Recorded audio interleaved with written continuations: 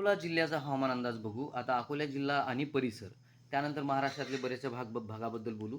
तर बघा, अकोला जिल्ह्यात परिस्थिती अशी आहे, की आता उद्याची तारीख 15 जून 2024.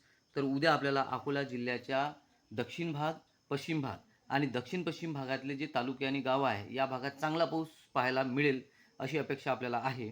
आणि संपूर्ण अकोला जिल्ह्यातच हलका ते मध्यम स्वरूपाचा पाऊस आपल्याला पाहायला मिळेल. आता पेरण्याची कंडिशन अकोला जिल्ह्यातली नेमकी काय हे अजूनपर्यंत मला माहिती नाही.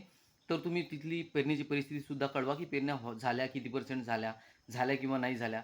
आजही जर उद्याचा पाऊस पाहूनसुद्धा जर तुम्हाला पेरणी करायची असेल, तर 22 तारखेपर्यंत तुमच्याकडे सिंचनाच्या पाण्याची सोय असावी, तरच तुम्ही पेरणीचे निर्णय घ्या. अन्यथा 17 तारखेपर्यंत थांबा.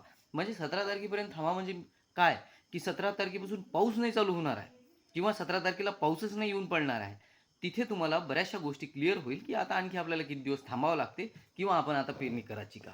ठीक आहे. आता काय होते, की महाराष्ट्राचे बरेचसे ठिकाणचे हवामान अंदाज देतो मी.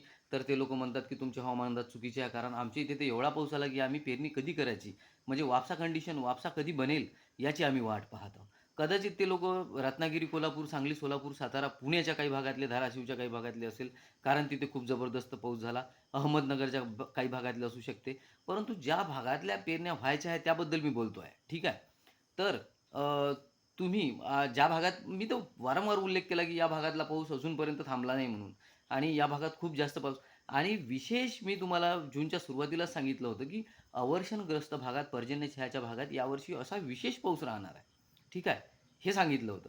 तर त्याबद्दल मी आता बोलतच नाही आहे. तिकडे चांगला पाऊस झालेला आहे. आता विदर्भ, मराठवाड्यातील बऱ्याचशा भागातील पेरण्या राहिलेल्या आहेत. ज्या भागात शेतकऱ्यांनी स्वतःचे स्वतः निर्णय घ्या. ज्या भागात तुम्हाला वाटते, की आता इथे चांगला पाऊस आपल्या इथे झालेला आहे आणि पेरणी करायला काही हरकत नाही, तर तुम्ही पेरणी करायला काही हरकत नाही. परंतु आता 22 तारखेपासून बऱ्याचशा ठिकाणी 17 तारखेच्या पुढे आपल्याला पावसात जोर पाहायला मिळेल. सध्याच्या परिस्थितीत मान्सून सिस्टम बनत नाही आहे. कोणत्याच प्रकारचं लो प्रेशर बनत नाही. कोणत्याच प्रकारच्या लो प्रेशरचा पट्टा किंवा ट्रफ बनत नाही आहे. आय-ओ-डी व्हेरी पॉझिटिव्ह नाही आहे. ला निना परिस्थिती बनत नाही आहे. त्यामुळे सगळ्या परिस्थिती उद्भवलेल्या आहे आणि सध्याचा जो शेवटचा फेज येणार आहे, या महिन्याचा शेवटचा जो पाऊस येणार आहे, म्हणजे जसं की 18 तारखेपासून कुठे, 19 तारखेपासून कुठे, 20 तारखेपासून, 21 तारखेपासून आणि 30 तारखेपर्यंत, 5 जुलैपर्यंत जो पाऊस येणार, त्यानंतर जुलै महिन्यात सुद्धा पावसात आपल्याला कमतरता पाहायला मिळेल. ठीक आहे. त्यामुळे खूप जास्त पाऊस आहे, हे जे धारणा बनवून ठेवलेली आहे पहिल्यापासून तुम्ही. आणि बऱ्याच ठिकाणी काय होते, की ढगफुटीसारखा पाऊस होते. परंतु त्यानंतरही तुम्ही अनुभव घ्या नेमका काय येणार आहे ते.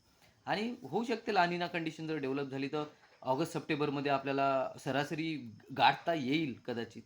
पण तो पुढचा विषय झाला. तो पुढे बोलू आपण. पण सध्या तर जुलै महिना आपल्याला असं दिसत आहे, की जुलै महिन्यात आपल्याला पावसात कमतरता पाहायला मिळत आहे एकंदरीत. पेरणीचे निर्णय अगदी जपून घ्या. दुबार पेरणीला बळी पडू नका. धन्यवाद.